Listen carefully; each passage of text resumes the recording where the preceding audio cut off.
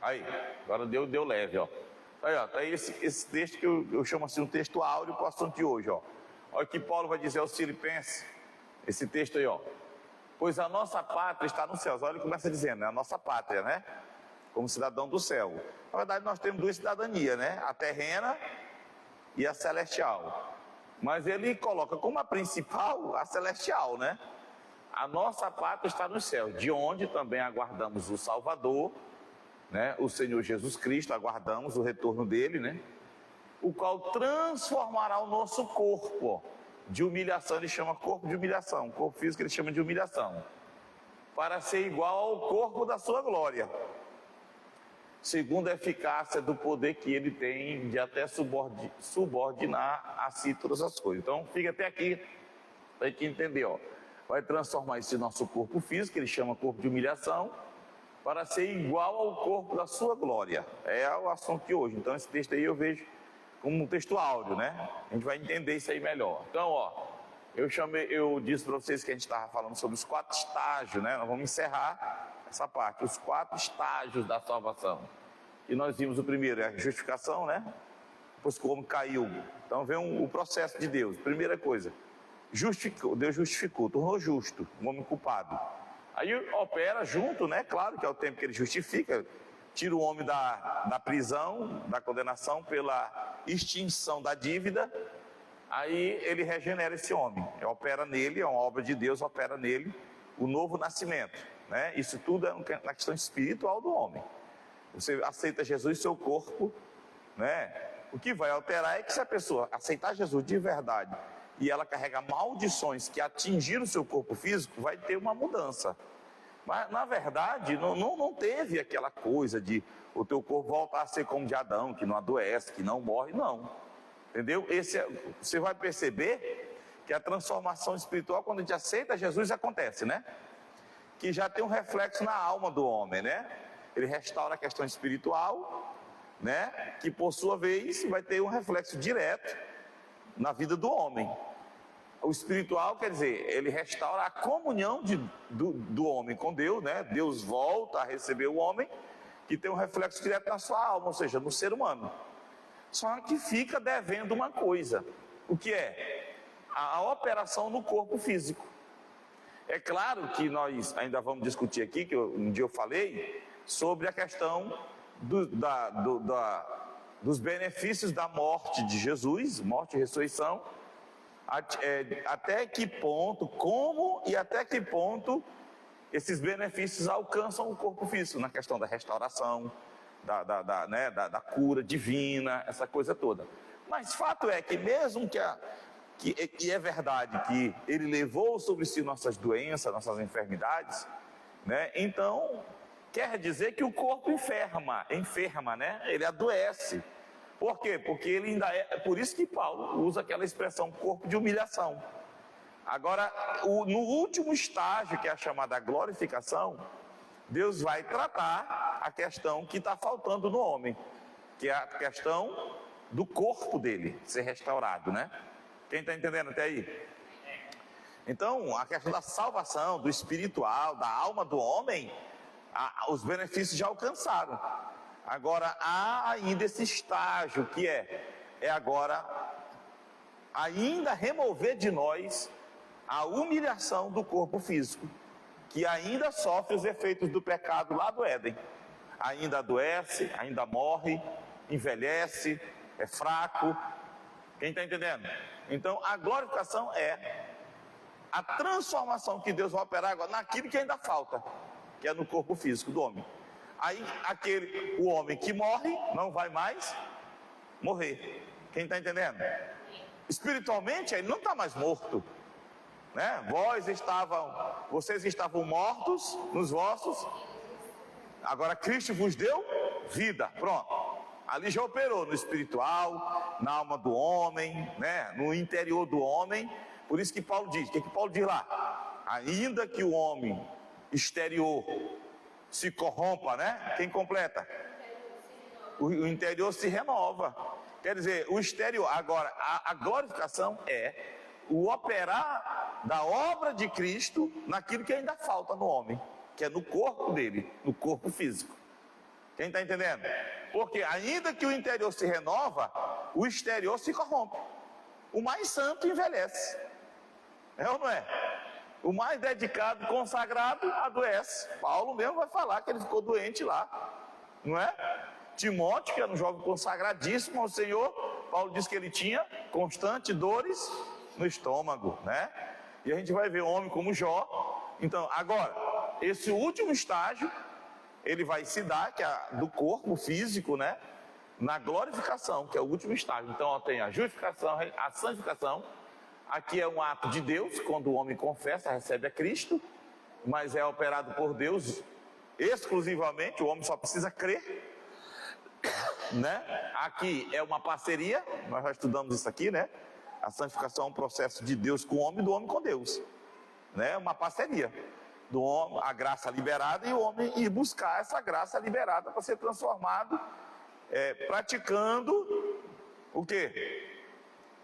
Nós sempre falamos aqui, a transformação, essa graça, ela é derramada, ela alcança o homem quando, o que Bonhoeffer disse? A graça é de graça, mas não é barata. Por que ele disse isso? Porque essa graça que é de graça para ser alcançada, ela não é barata. Por quê? Porque exige do homem a prática das disciplinas espirituais. Ele precisa orar, ele precisa buscar o Senhor, se dedicar, dar tempo, congregar, comunhão. Aí tem o livro lá de Richard Foster, não só ele fala da disciplina espiritual, né, da prática das disciplinas espirituais, mas outros falam. Agora ele é um clássico, né? Por isso que Bonhoeffer disse, a graça é de graça, mas não é. Então a santificação, ela é uma parceria. Ela não é só de Deus, mas também não é só do homem. O homem sozinho, pelos seus esforços, não consegue. E Deus também não vai operar ele sozinho, sem o homem querer. Apesar de que a justiça é um dom de Deus. A santificação é o estabelecimento da justiça de Deus na vida do homem, nas práticas dele, nos pensamentos, nas palavras, nas práticas, nas atitudes. A justiça dele. Então Paulo diz que a justiça é um dom de Deus. Bom, é um dom de Deus, mas esse dom de Deus, ele é alcançado como? Mediante atitudes do homem. Quais? É que os estudiosos da Bíblia, né, como Richard Foster, definiu, e outros como disciplina da vida espiritual. Coisas que Jesus ensinou ao seu povo de praticar. Então não adianta, a graça está lá, a justiça é um dom de Deus, a graça foi se manifestado, trazendo salvação, vai operar transformação no homem. Mas aí o homem está em Cristo e não faz nada, quieto, omisso, ele não consegue desfrutar desses benefícios, a não ser que ele pratique aquilo que Jesus e os apóstolos ensinaram. Aí vai mostrar como é que os santos viviam, perseveravam na doutrina dos apóstolos, na comunhão, na oração. E isso vai fazer com que abra a torneira ou a cachoeira da graça de Deus para alcançar o homem. Então a santificação é uma parceria. Quem está entendendo até aí?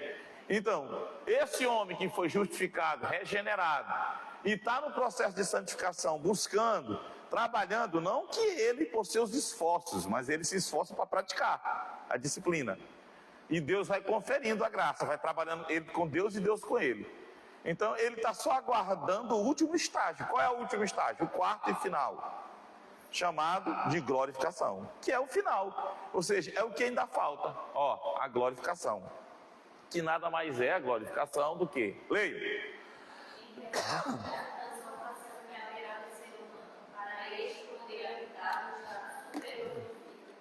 entendeu? Ele vai ter que ter uma transformação para ele agora ser, não retornar ao padrão de Adão, mas ao padrão de Cristo. Quem está entendendo? Na hora que surgir pergunta, podem fazer.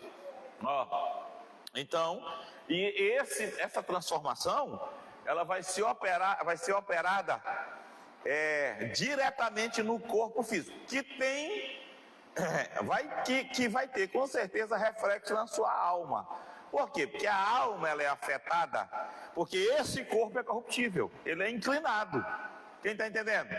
Então, à medida que esse corpo for transformado e não tiver mais essa natureza que pensa para o mal, fraca, corrupta, É claro que agora o estado será bem elevado, mas a transformação será no corpo físico, que vai ter reflexo na alma do homem. Quem está entendendo? Lembra de Gálatas? Que Paulo diz que fica a guerra da carne com o espírito do homem, né? A carne, essa carne, o corpo físico, que ela ainda puxa, mesmo que o homem não queira, mas ela puxa, não é assim? Então, quando esse corpo for transformado, agora, nós já temos a parte espiritual que puxa o homem para cima, e a carne puxa para baixo.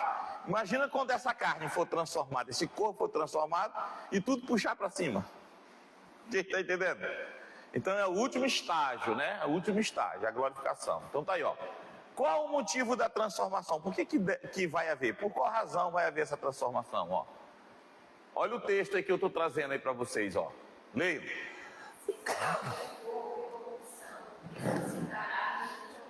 Então Paulo está dizendo aqui, 1 Coríntios 15, 42, que o nosso corpo é um corpo que nele há corrupção.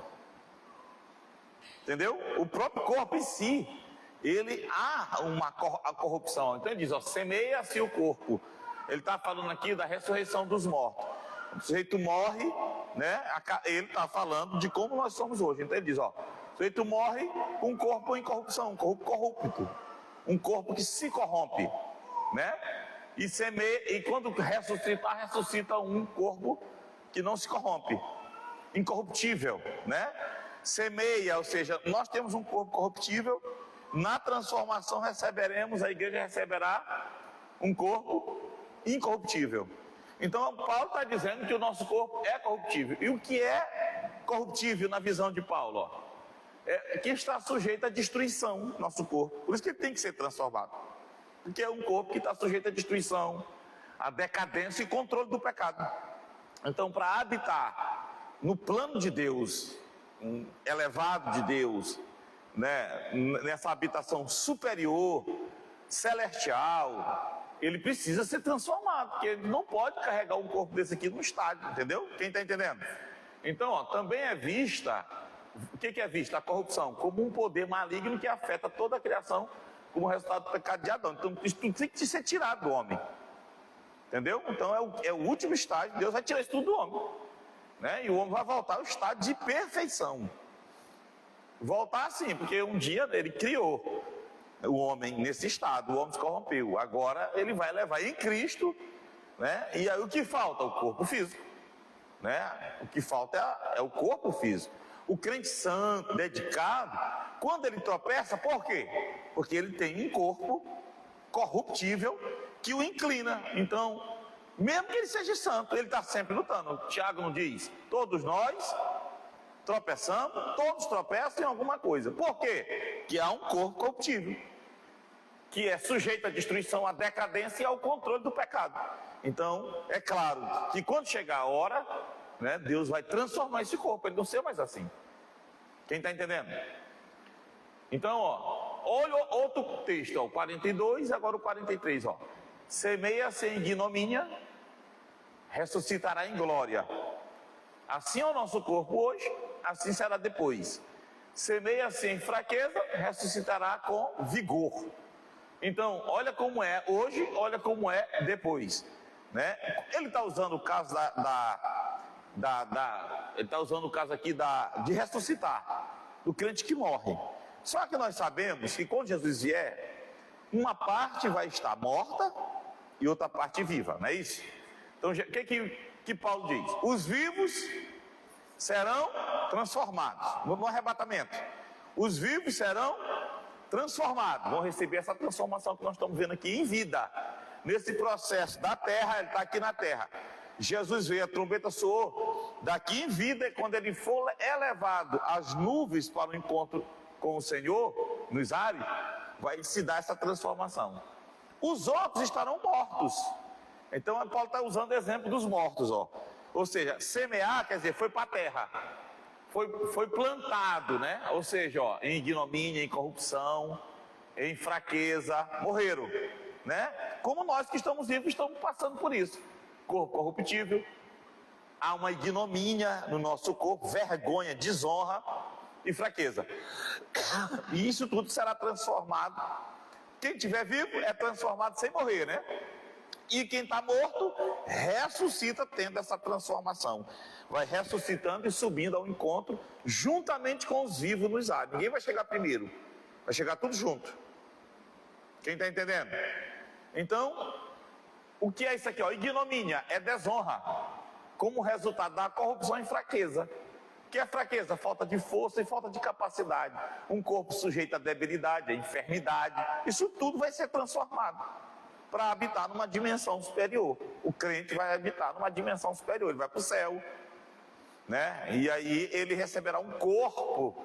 O corpo da glória é um corpo incorruptível, não será um corpo fraco, e como ele não é corruptível e nem é fraco, não haverá ignomínia, ou seja, vergonha, desonra, né? Que Paulo chama isso de desonra, conforme nós vamos ver já já. Então, outros textos que falam da fraqueza do corpo, 1 Coríntios 15, leiam.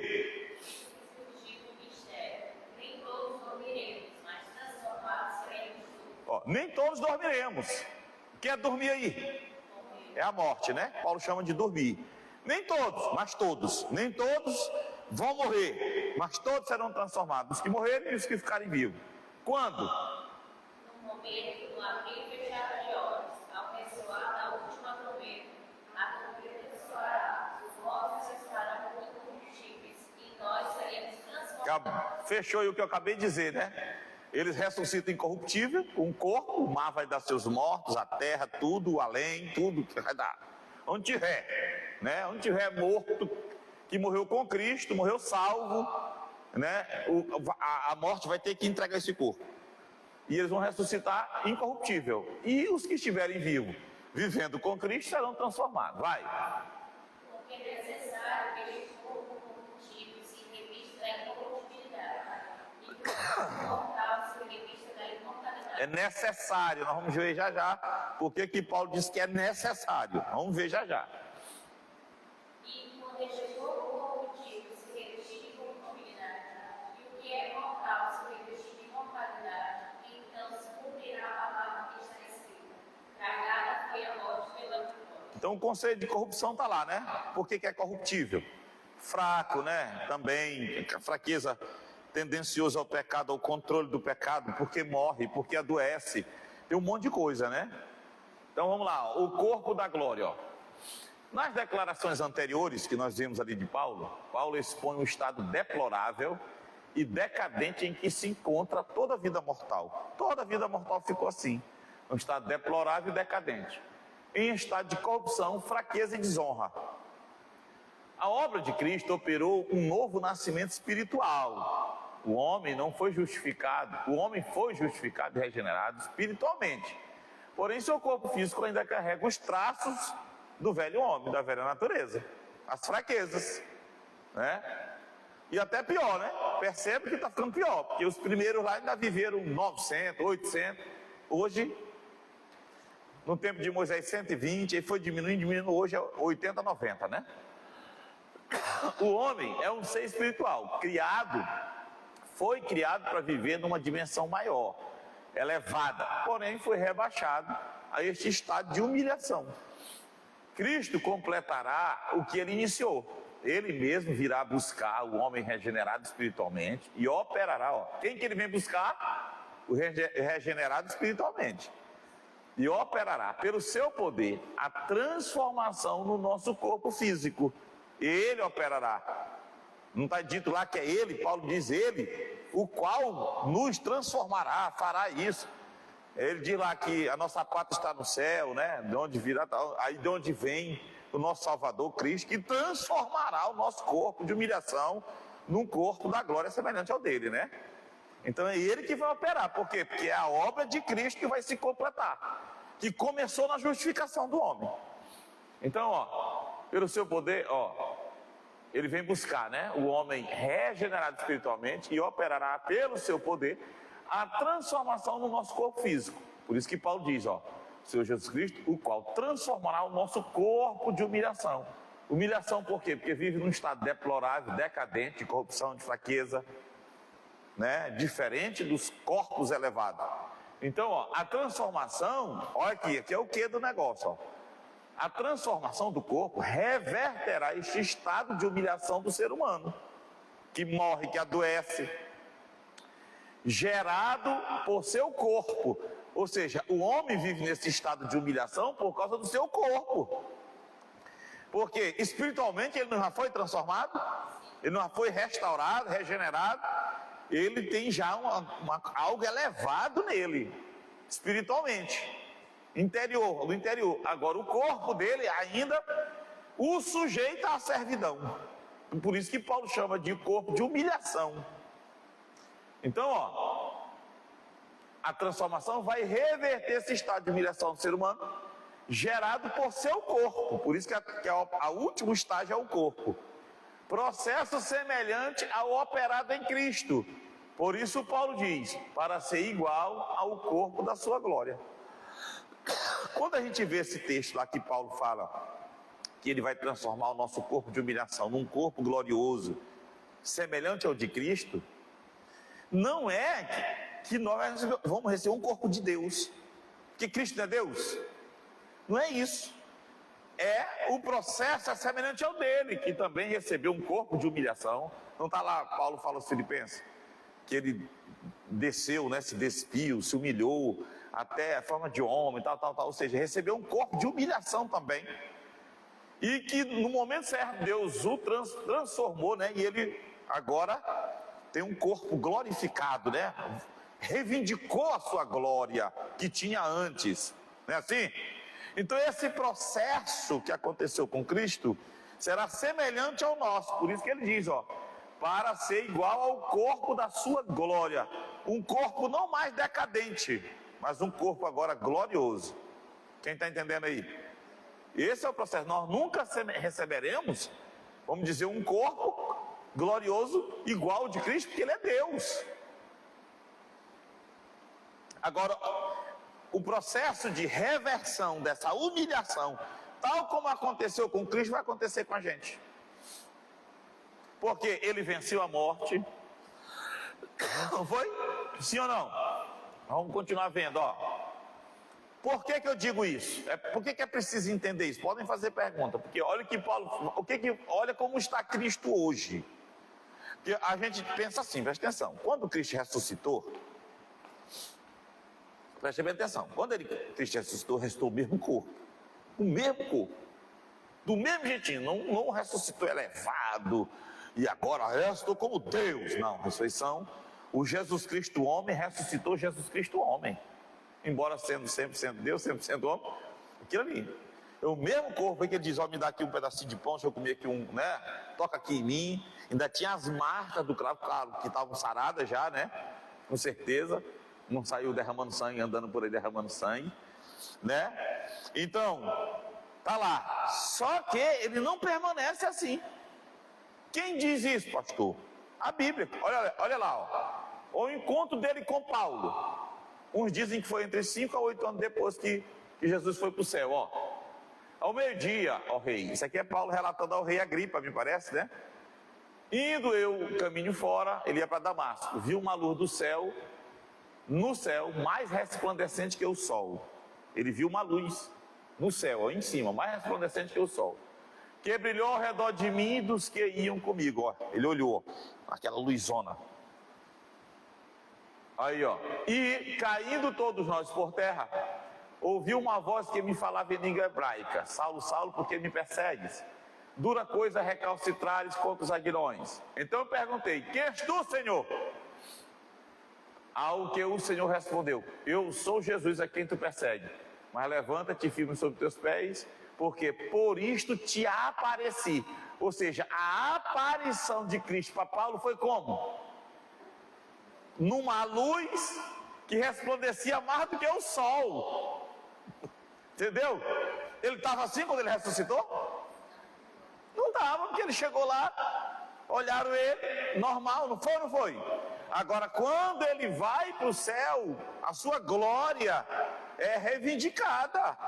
A glória que eu tinha contigo antes do mundo existir. Ele não ora assim? Então agora ele recebe toda a reivindicação, a restauração de tudo aquilo que ele havia se despido, agora ele volta àquilo. Quem está entendendo? Sim ou não? Deu para entender? Isso aqui é ele hoje, ele não é mais aquele Cristo, entendeu? Aí você pergunta assim, né? Pastor, e aquela visão que João teve no céu? Eu via do livro, né? Um cordeiro como havendo sido morto. Ali são figuras, né? E João está em espírito. Ali ele está agora em espírito, numa elevação. Ele está sendo capacitado a ver a realidade espiritual. Que nós vamos já ver mais ou menos aí. Isso é um assunto complicado para a gente estudar isso. A gente vai já ver por que a necessidade de um corpo. Por que a Bíblia fala de corpo de Cristo, corpo agora glorioso? Porque se Cristo tivesse, após ele realizar tudo aqui, ele fosse permanecer no céu e não tivesse mais nenhuma missão a ser cumprida, ele nem necessitaria de corpo. Porque os habitantes do céu não precisam de corpo. Quem está entendendo? Porque o céu é a habitação dos espíritos, é um lugar espiritual. Então, você já deve ter imaginado alguma coisa lá na frente. Por que fala de corpo glorioso de Cristo e que a igreja vai ter também um corpo glorioso semelhante ao dele? Se ela fosse habitar exclusivamente, somente no céu, ela não teria necessidade de corpo nenhum. Por quê? Porque nós temos o corpo espiritual, o nosso espírito. E nossa alma pode perfeitamente habitar no corpo espiritual, no espírito. Quem está entendendo? E como a habitação do céu é puramente espiritual, não teria necessidade de um corpo. Agora, por que tem necessidade de um corpo? Porque a gente vai ver com Cristo. Hã? A gente vai ver com Cristo treinar aqui. Vai habitar em outro lugar também, né? Quem entendeu isso aí? Mais ou menos. Então vamos lá, ó. A natureza do corpo da glória. A natureza, como é esse corpo? O corpo glorioso de Cristo hoje é esse anteriormente descrito por Paulo em Atos 26, 13. Olha, mostrei lá, né? Que brilha, né? Então, a semelhança da transformação é explicada pela... a nossa transformação, ela é igual ao corpo da glória de Cristo, é explicada pela reversão do estado de humilhação do ser humano, que será elevado ao estado glorioso, processo semelhante ao de Cristo. Ou seja, o ser humano vai receber um corpo que não mais será um corpo de humilhação, será mais corruptível, não será mais... desonrado, nem fraco. É essa semelhança do corpo que a igreja vai receber, a semelhança com Cristo. Não que o ser humano vai ser assim que nem Cristo, quando aparecer toda a terra, todo mundo fica cego. Entendeu? Não será, isso aí é a capacidade dele. Quem está entendendo? Apesar de que a presença de Deus, ela produz uma glória que o olho humano tem dificuldade de focar. Por exemplo, Moisés subiu para o monte, passou 40 dias, quando ele voltou, o que aconteceu? Ele está envolto em glória. Entendeu? Quem está entendendo? Então vamos lá, ó. Semeia sem vergonha, ressuscita em glória.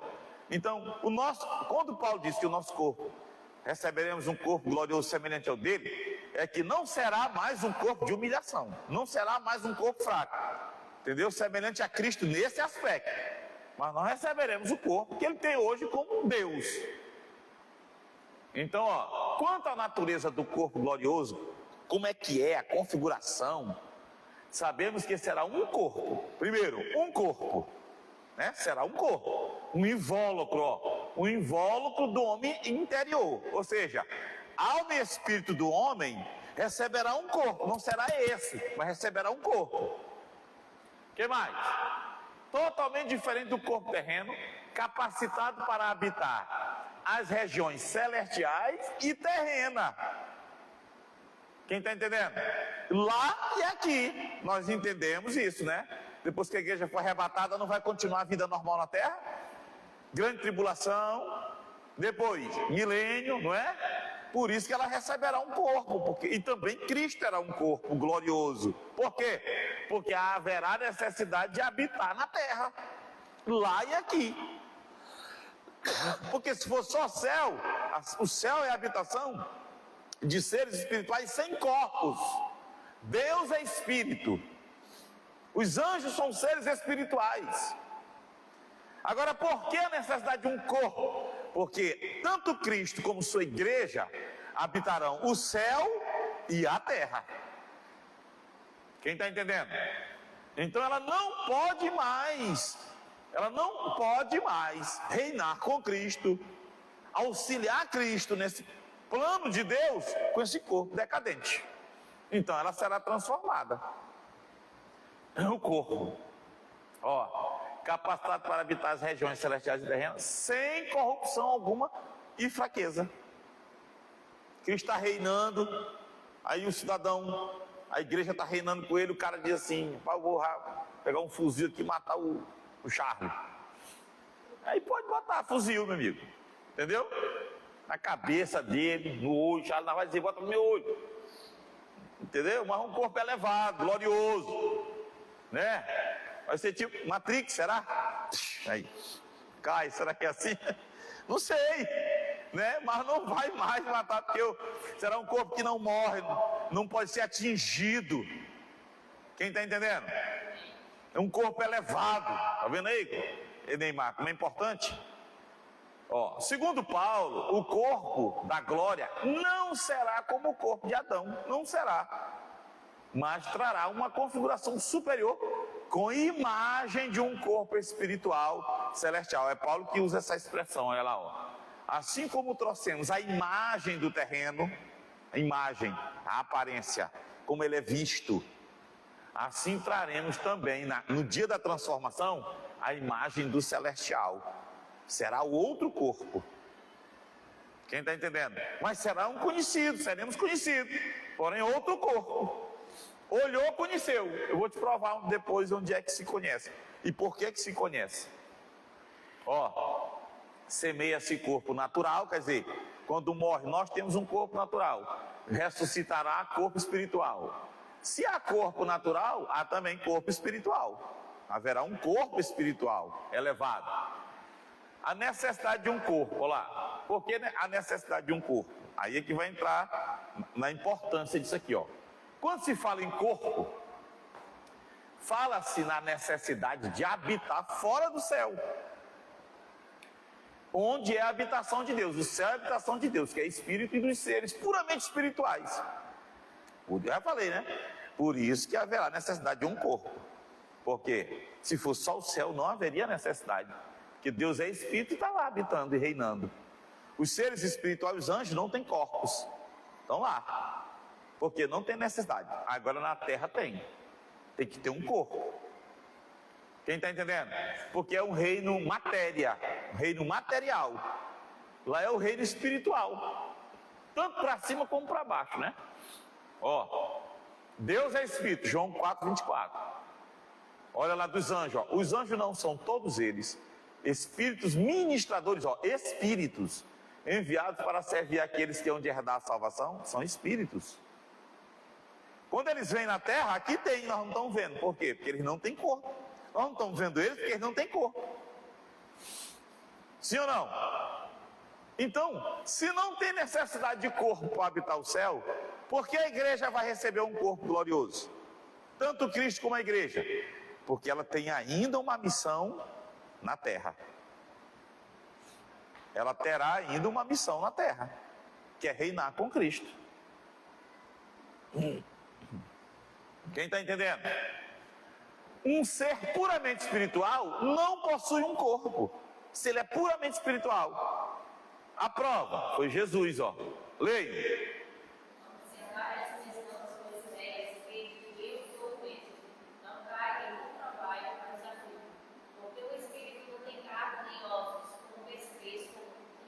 E olha o que ele disse, aqui é quando Jesus ressuscitou e apareceu por discípulos. Eu sou o mesmo. É mim. E não é espírito não, porque espírito não tem carne. Nem osso, quer dizer, ele não tem corpo, espírito. Então se eu estou aqui, ó, toca em mim, comeu, porque sou eu mesmo, é a prova irrefutável da ressurreição de Cristo. E por qual razão os discípulos de Emaús não conseguem reconhecer Jesus? Aí o Charles explicou uma vez aí, né? É, Charles? O estado emocional, é? Depois não vê isso aí. Mas é ele mesmo. Tá aqui, ó, a prova é que é ele mesmo. Vocês não conheceram? Não sei. Não.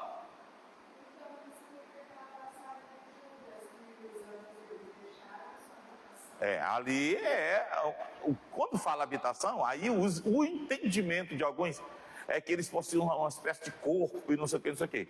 A habitação que eles deixaram é a habitação do céu. Eles decidiram se rebelar contra Deus. Guardar o seu estado original. Pois é, porque quando fala habitação é o estado original deles, que tem a ver, a princípio, né, com o seu estado original deles, de santidade, da presença de Deus. Resolveram se rebelar contra Satanás, com Satanás contra Deus.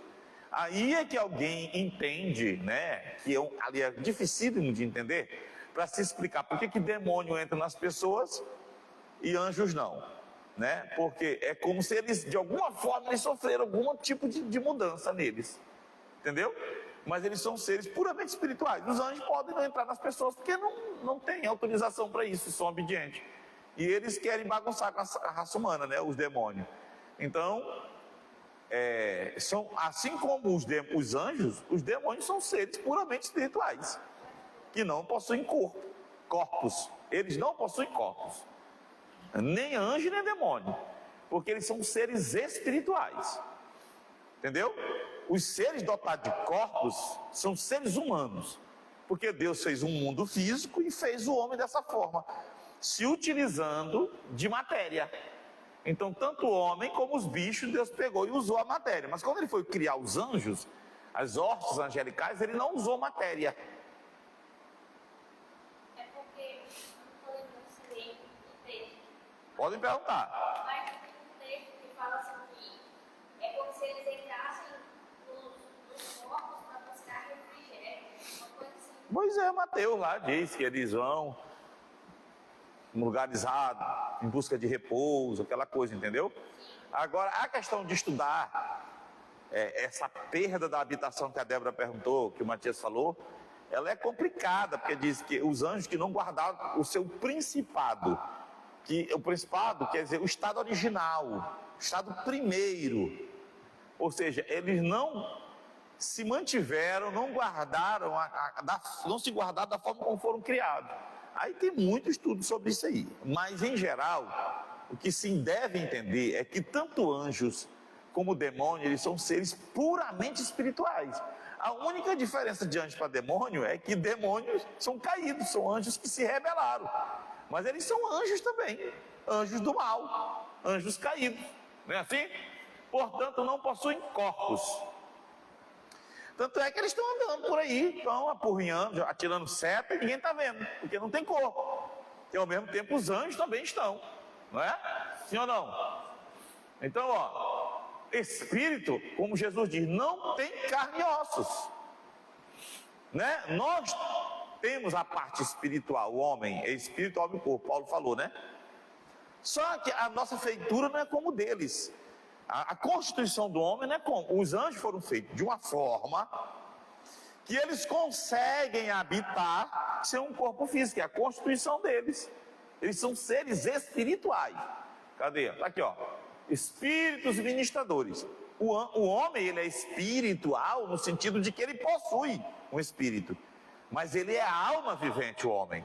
E possui um espírito que é uma espécie de corpo invólucro espiritual dessa alma do ser humano, para ele se relacionar no mundo espiritual, porque o homem foi feito da matéria e da parte de cima. Por quê? Porque ele é alma vivente, o homem, ele é alma, mas Deus queria comunhão com ele, Então Deus fez o quê? Deu a parte espiritual para ele, uma espécie de corpo espiritual, onde a sua alma, a semente, a vida do homem, o homem na essência, através desse espírito, vê que diz assim, ó, o Espírito de Deus testifica com o nosso espírito. Então é a área de comunhão. No mundo espírito, no mundo físico, eu falo aqui com a Giovana porque Deus me dotou de corpo e deu um corpo para ela. Então quem está dentro, a pessoa está dentro, se comunica através dos corpos físicos. Como que eu vou ter essa comunhão com Deus? Através do espiritual, entendeu? Agora, os anjos e os demônios, que eram anjos também, eles não possuem essa natureza, eles só possuem a natureza espiritual. Então, eles são seres conscientes, não são alma vivente, eles são seres conscientes, poderosos, espirituais e que se comunicam no mundo espiritual, somente. Se alguém ouve a sua voz, é porque a sua parte espiritual nos capacita. Mas nós não somos puramente espirituais. Quando a gente diz assim, aquela irmã é espiritual, é uma qualidade, assim, aquela irmã é dedicada. Olha o sentido, ela é dedicada, ela é consagrada, entendeu? Mas o ser humano não é espiritual. Paulo diz, o homem é espiritual, mas é nesse sentido, de o homem que é dedicado, que é voltado para Deus, que tem uma comunhão com Deus, é nesse sentido. Mas quem é espiritual? Por isso que eu chamo aqui, puramente espiritual. Eu uso essa expressão porque é anjo anjo e demônio, eles são seres espirituais, eles não precisam de corpo. Então, tanto os habitantes do céu como da região de baixo, eles não precisam de corpo, porque são reinos espirituais.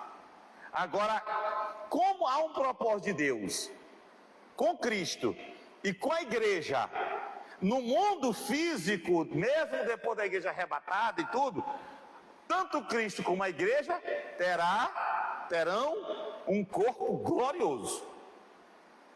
Porque aí haverá necessidade, porque haverá relacionamento com homens, com a matéria, sim ou não? Não vai continuar a vida normal no milênio, sim ou não? Por isso, se não tivesse isso, não tinha necessidade. Os anjos não têm corpo, estão lá falando com Deus, em comunhão com Deus, não estão? Precisa de corpo? Não. Agora, por que fala de corpo de Cristo? Porque Cristo, entendeu? Ok? Então o Espírito não tem corpo. Aí aquele negócio de Judas lá, ali é um negócio profundo. E se Jesus não ensinar para nós aqui, nós vamos saber lá. Olha lá. Olha aqui outra realidade, O anjo da igreja em Éfeso escreve. Aqui é Cristo falando, Jesus. Estas coisas diz aquele que conserva na mão direita as 7 estrelas e que anda no meio dos 7 candeeiros de ouro. Cristo está dizendo que ele anda no meio da igreja. Tu está aqui cultuando, ele está em nós, pelo seu Espírito, mas está escrito que ele anda no meio da igreja. E nós não o vemos. Por quê? Porque ele vem de forma espiritual. Quem está entendendo? Hein? Aí quando ele quer, veja bem, eu vou já falar, mas eu vou adiantar. A Bíblia diz que os anjos são espíritos ministradores, né? Sim ou não? Que foram enviados por Deus para ministrar em favor do santo. Tu está vendo algum? Mas por vezes você não vê a Bíblia dizendo que um anjo veio, se materializou e realizou tarefas.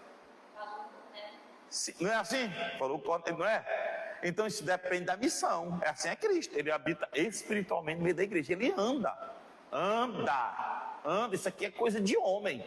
É linguagem humana. Não é flutua. Não é minha presença está andando lá, não. Eu ando. Só que ele anda como? Espiritualmente. Que a igreja é dele, ele fiscaliza. Ele olha ela. Por isso que ele, quando ele escreve para a igreja, ele diz: conheço. Por que ele conhece?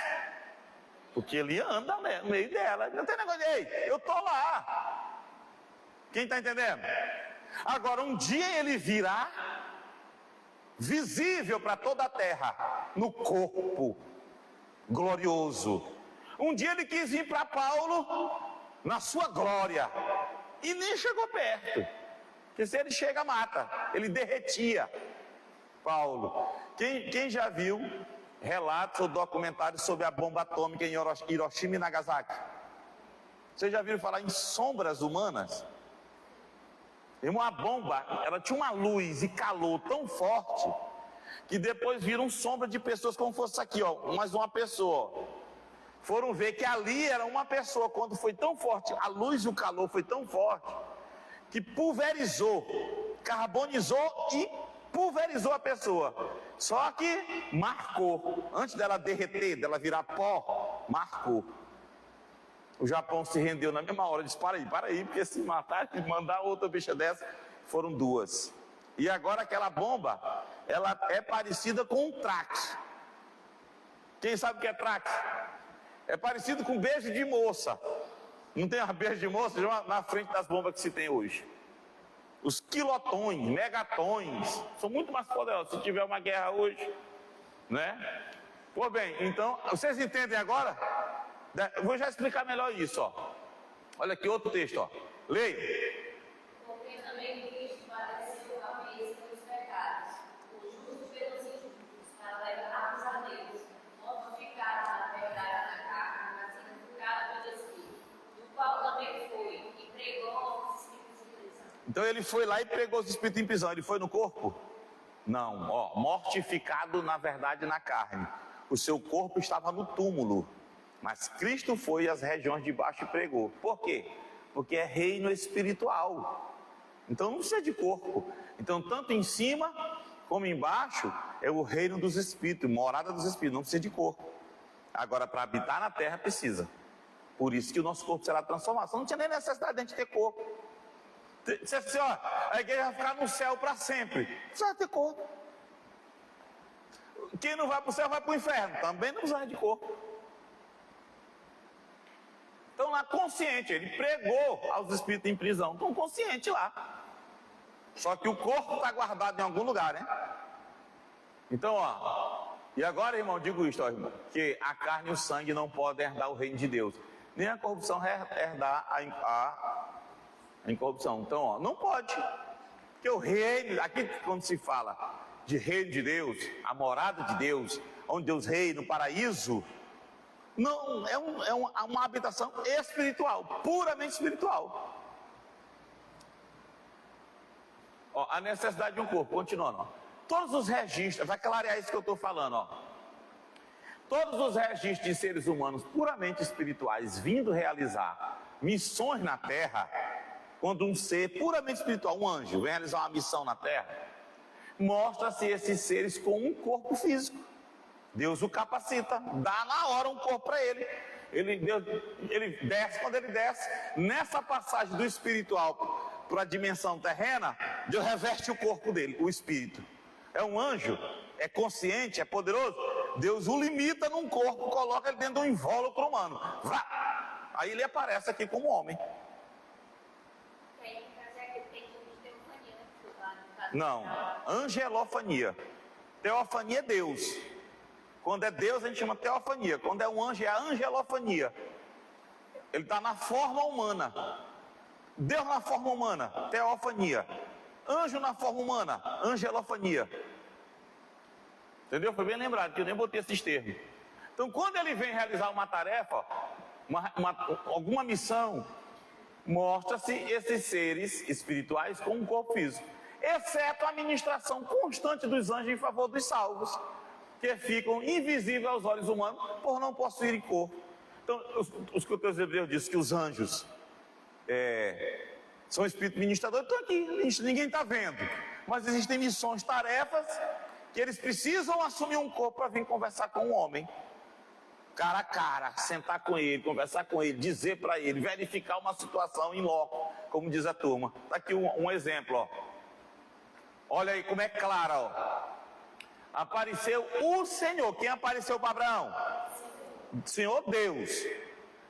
Nos cavaleiros de Manre, quando ele estava sentado à entrada da tenda, no maior calor do dia, entre meio-dia e 1 hora por aí, né? Levantou Abraão os olhos e olhou 3 homens de pé em frente dele. Vendo-os, correu da porta da tenda ao seu encontro, prostou-se em terra. Quem eram esses 3 homens? Deus e 2 anjos. Por que ele diz 3 homens? Porque Deus está teofanizado em forma de homem, com carne humana, tanto é que come. E dois anjos, angelofania, recebe para sentar, eles vão comer, conversar. Por que eu sei que era Deus e dois anjos? Porque depois disso, Deus sobe e os dois anjos vão para Sodoma e Gomorra. E lá é dito homens, o povo de lá que era homossexual, quiseram agarrar os homens à força, beijar os homens e namorar com os homens. Para te ver como era homem puro. Por quê? Porque são seres espirituais que quando descem da dimensão, para determinadas missões, Deus dá um invólucro. Entendeu? Humano, um corpo físico, é o poder de Deus, igual o nosso. Come, você triscar, sua, fica lá, bota roupa em cima, é poder de Deus. Aparece do nada a roupa, aparece tudo, ele chega lá com o cajado, os pés sujos. Lá os pés dele, lá os pés dele. Não era assim que os antigos faziam? Bota comida, come, escorre comida aqui, bota aqui, escorre o dente. Quem está entendendo? É a capacitação de Deus que veste. Então, ó, tá aqui, ó. Isso para determinadas tarefas. Só que a ministração constante dos anjos, eles ministram como anjo. Tanto no ministério de Cristo como no ministério do povo de Deus hoje. Jesus não disse? Dos anjos subindo e descendo, né? Sobre ele, sobre o Filho do Homem. Os anjos, o anjo do Senhor acampa ao redor do que o teme. Eles estão acampando, estão guardando a igreja. Mas ninguém está vendo, é o ministério deles. Vez por outra, Deus tem uma tarefa para um e para outro e manda. Quando eles vêm, veste de corpo e chegam. Aí todo mundo diz homem. Por que homem? Que a aparência é exatamente igual a homem. O poder de Deus. Ó, nesses mesmos moldes, vemos dois anjos que foram a Ló. São os dois daqui, ó. E outras aparições que é dito homem. Bem como no caso de Moisés e Elias, lá na transfiguração. Pedro disse, o relato lá é que eles olharam quem? Moisés e Elias. Eu vi um espírito de Moisés. Eu vi um negócio parecido com Moisés. Não, eu vi Moisés. E vi Elias. Não é assim? Eles viram ou não viram? Agora só que nós estamos falando aqui do processo inverso. Do ser que é espiritual, que vem para a terra. Agora só que o nosso processo é diferente. É quem está na terra com esse corpo físico e vai receber vai ter uma transformação para receber um corpo glorioso, para habitar o céu e a terra. Um corpo que tem a capacidade de ir às regiões celestiais e voltar para a terra e executar sua missão. Quem está entendendo? Não sei se vai ser nos botões, né? Quem está entendendo aí, ó, a imagem do espiritual. Agora nós vamos trabalhar para encerrar. Hoje o encontro é curto. Como é esse corpo espiritual? Como é que é a forma desse corpo espiritual? Quando um anjo vem de lá para cá que recebe um corpo, e Deus, a gente sabe que a forma é igual ao do homem. É igualzinho. Entendeu? Agora, como será do crente quando ele for transformado? A gente vai entender onde. Onde é que há um texto onde a gente tem uma ideia como será. Uma ideia como será o corpo glorioso, o corpo transformado. Olha lá, ó, na transfiguração. Lucas 9, leiam. E aconteceu que quase 8 dias depois destas palavras, tomou consigo a Pedro, a João e a Tiago, e subiu ao monte a orar. Esse é o relato de Lucas. Só Lucas fala o que nós vamos ver aqui. Vai. E estando ele orando, transfigurou-se a aparência do seu rosto, e a sua roupa ficou branca e muito resplandecente.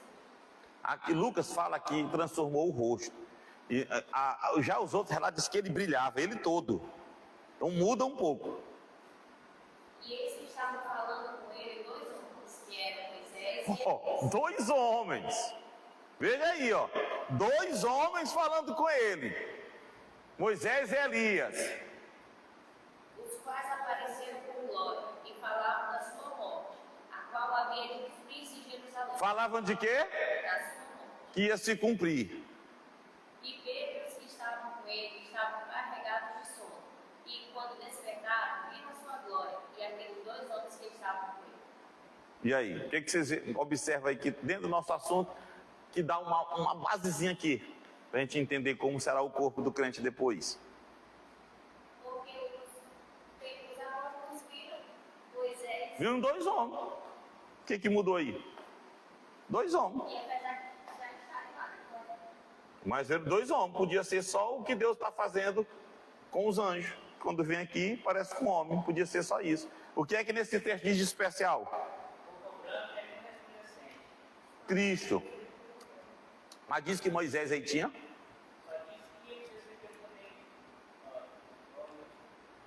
não, eles reconheceram que era Moisés. Com glória.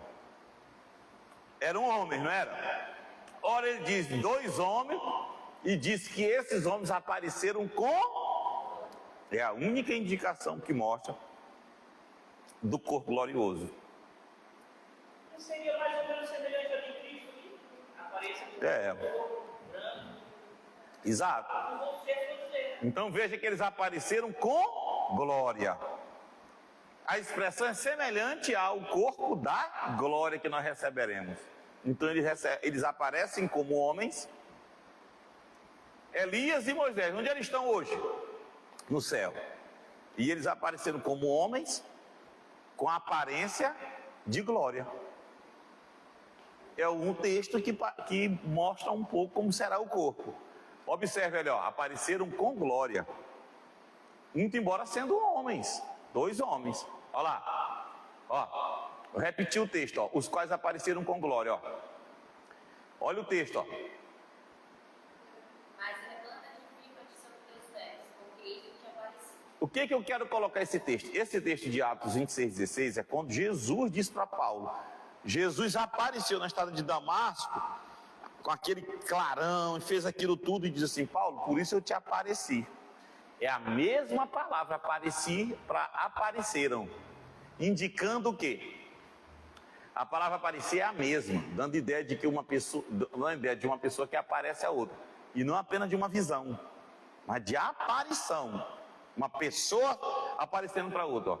Ou seja, eram Moisés e Elias ali, que vieram falar com Jesus acerca de sua partida desse mundo, morte, que se daria mediante a morte na cruz. Então apareceram eles 2. Só que tem um problema. Como é que Elias foi para o céu? Elias morreu? Como foi que ele foi para o céu?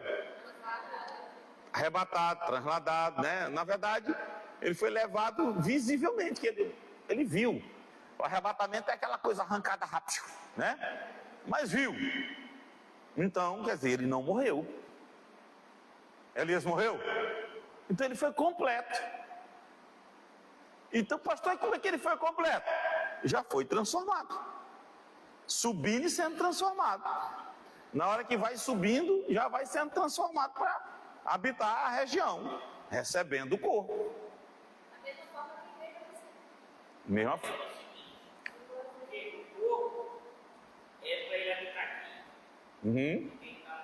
Então, na subida dele, poderia só se desfazer desse corpo físico e entrar no corpo espiritual dele, entrar no corpo espiritual. Poderia, né? Mas aí é que a Bíblia diz que ao invés de acontecer isso, vamos dizer assim, de pegar aquele coisa e jogar, ele será revertido de um corpo que pode habitar nas 2 dimensões. Essa é a diferença. Quem está entendendo? Ele poderia dizer assim, ó, ele foi subindo e foi abandonando essa habitação aqui, né? Só que o que a Bíblia está dizendo é isso, é que será algo elevadíssimo que terá capacidade de habitar lá e aqui. Você entendeu a diferença que vai ser? Não, eu não estou...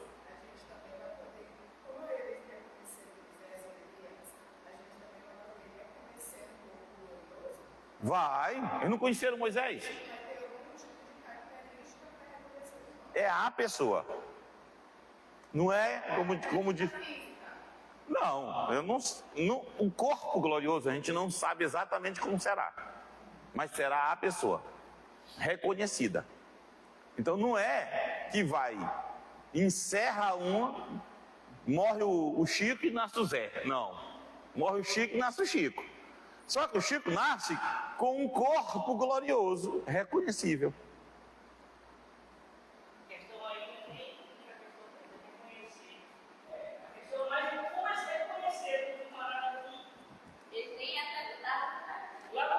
Tu sabe o que é? Não tinha, com certeza não tinha foto de qualidade que tem hoje. Não tinha nada. Nem a descrição da aparência dele não tem os relatos bíblicos. Mas eles conheciam. O que, é que vocês acham? Como é que vocês conseguem explicar isso aí? Eles reconheceram. Como que reconheceram? Vocês nunca tinham visto Moisés que viveu lá, Elias também. Como é isso aí? Talvez o corpo glorioso, ele Tem uma plaqueta. não é plaqueta. Não é uma plaqueta, mas eu não sei, o mistério dele que eu reconheço, de alguma forma. Hã? Um crachá. Olha o crachazinho bem aqui, ó. Talvez, Entendemos. alguma forma também, olha, veja. O manto. Talvez está escrito. Ei, está escrito na coxa e no manto. Se ele está subindo no céu, vai começar a dizer, ó, aquilo ali é Paulo, aquilo ali é Paulo, tu vai vir a conhecer logo, ó, o mistério.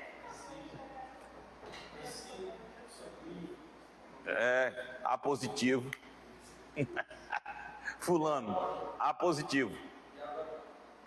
Hein? Adão o quê? Aí, coberto de escama.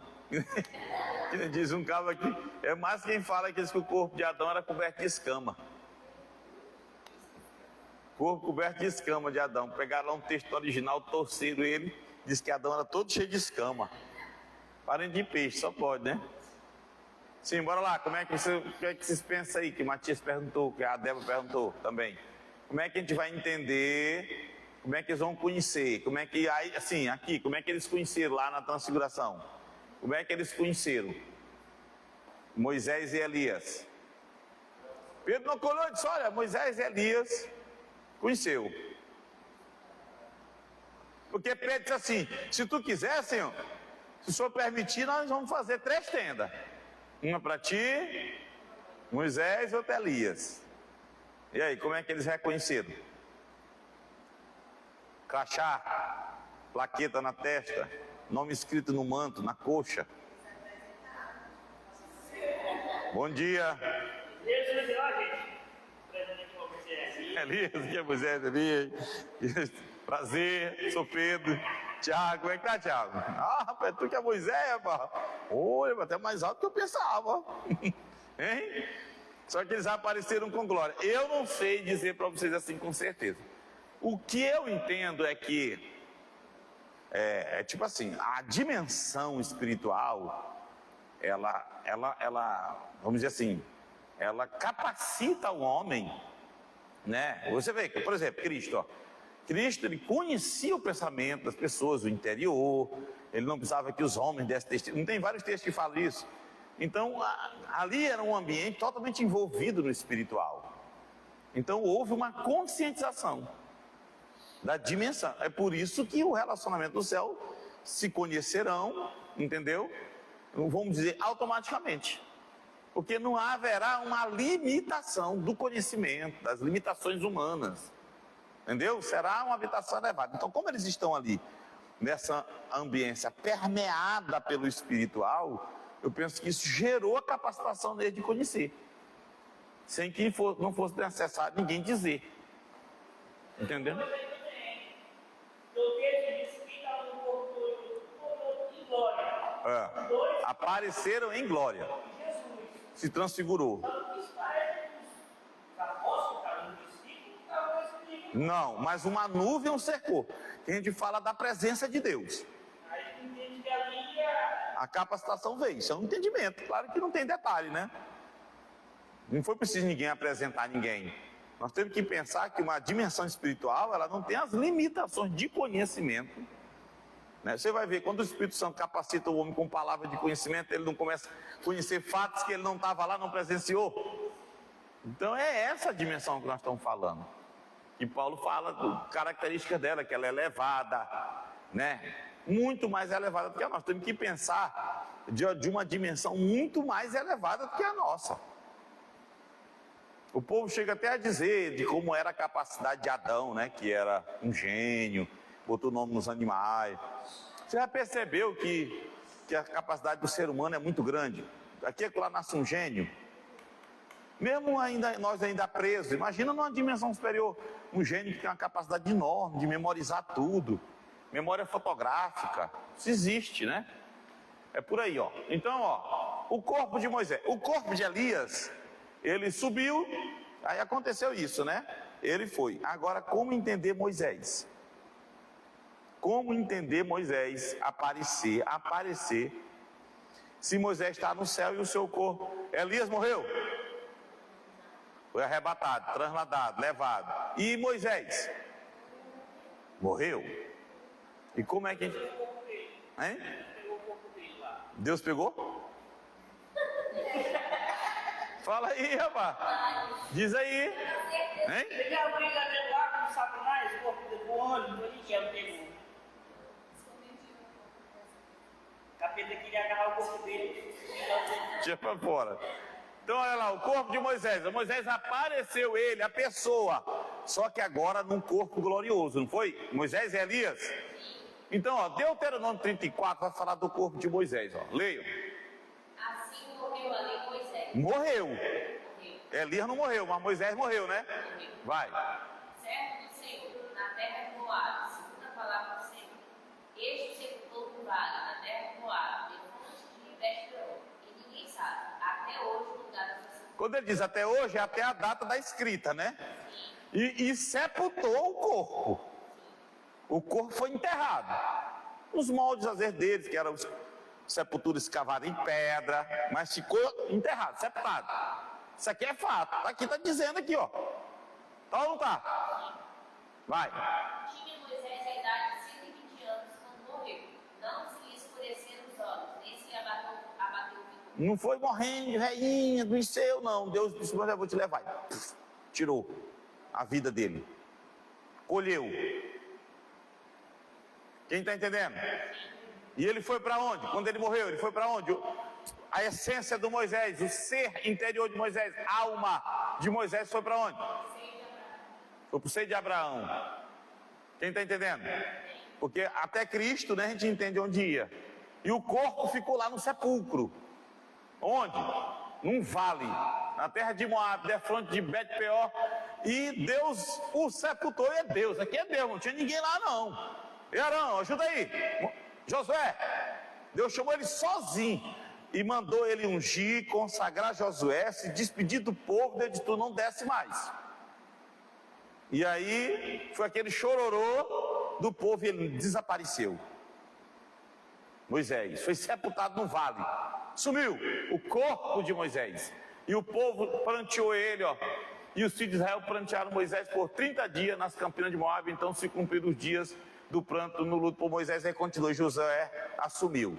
Deus disse, Josué, tira para fora. Moisés aí já é morto. E Deus disse mesmo, Moisés, meu servo já é morto. Agora toca para frente, certo? Então se não tivesse falando mais nada, só isso aqui, era complicado entender, né? Mas aí tem o texto que o Matias falou. Onde é que está esse texto? Judas 9. Como é que diz? Leiam. Quando contendia com o diabo, escutava a receita do corpo de Moisés, não se atreveu a proferir juízo infamatório contra ele. Pelo contrário, disse o Senhor te repreende. Isso aqui é um assunto que é importante, que Judas está falando, do respeito às autoridades. Muito embora sendo até uma autoridade maligna. Nós não vamos ver Miguel difamando e falando coisa do diabo. Porque ele respeita a autoridade. É o princípio da autoridade. Por mais que seja maligno, mas ele não ficou xingando, desfazendo. Disse, o Senhor te repreenda. Mas eles contendiam o que era o problema lá. O corpo de Moisés, que havia sido sepultado por Deus num vale. No cume do Pisga. Se você ler o texto todo, você vai ver lá no cume de um monte chamado, no cimo, ou no cume do Pisga, Deus achou um lugar e sepultou e ninguém sabia, mas o capeta sabia. Então, por alguma razão, o texto não é claro. Até hoje, se você botar por que o diabo queria o corpo de Moisés, se é que era assim. Só que aqui tem muita coisa, muito pano para manga. Primeiro, Não está dito que o diabo queria o corpo de Moisés.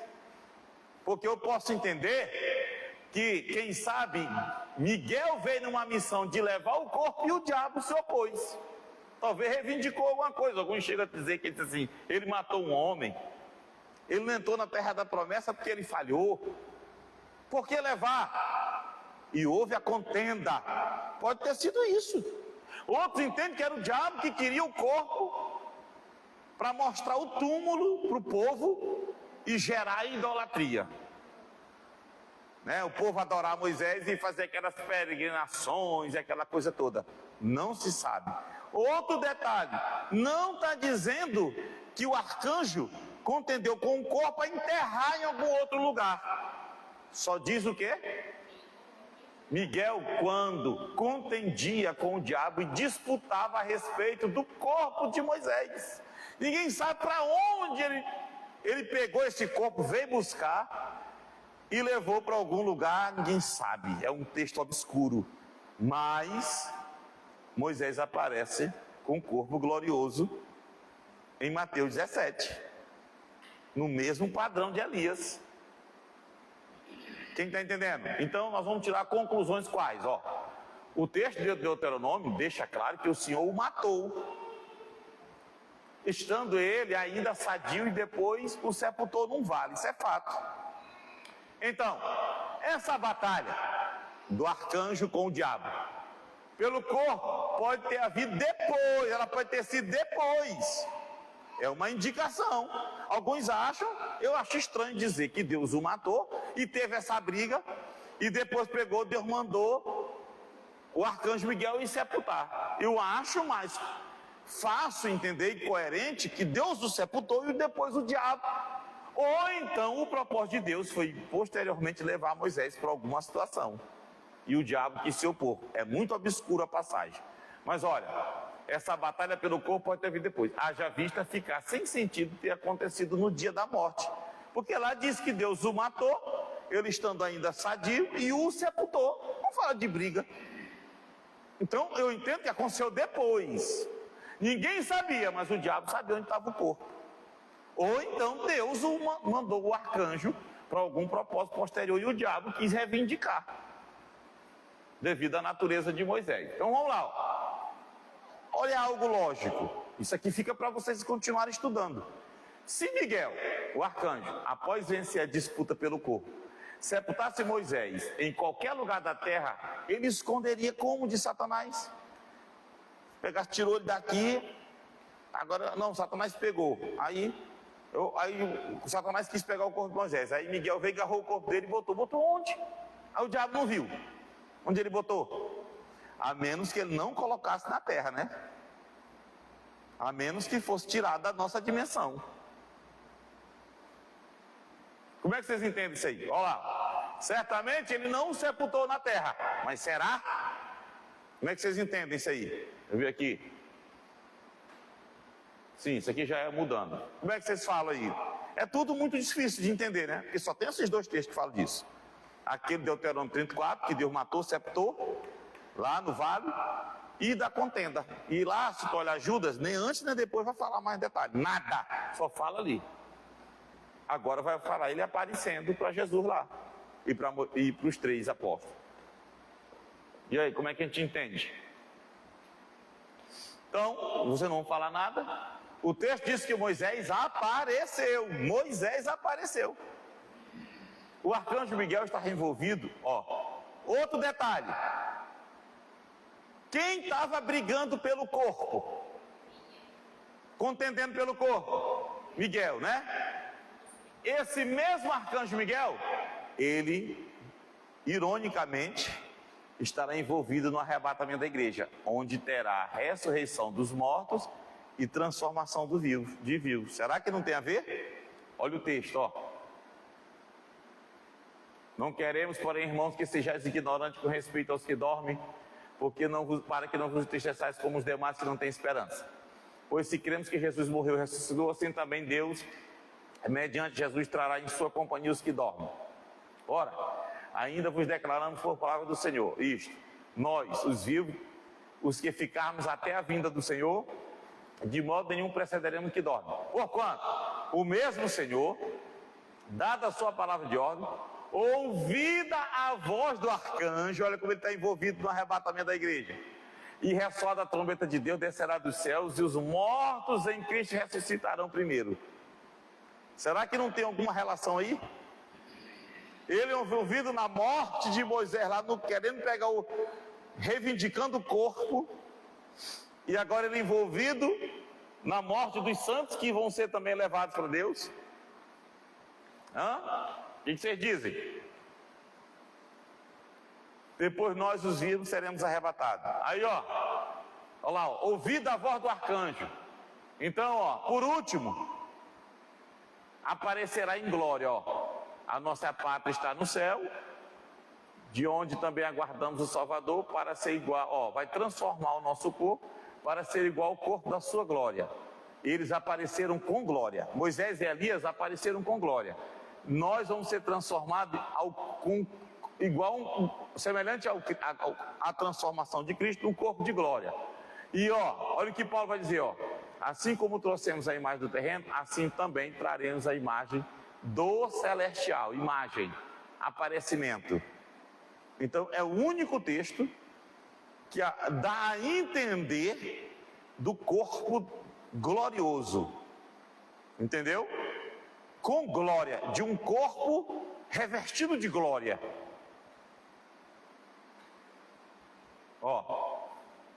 Ainda que faça todo sentido o que estamos vendo aqui, não é dado detalhes sobre a natureza do corpo celestial.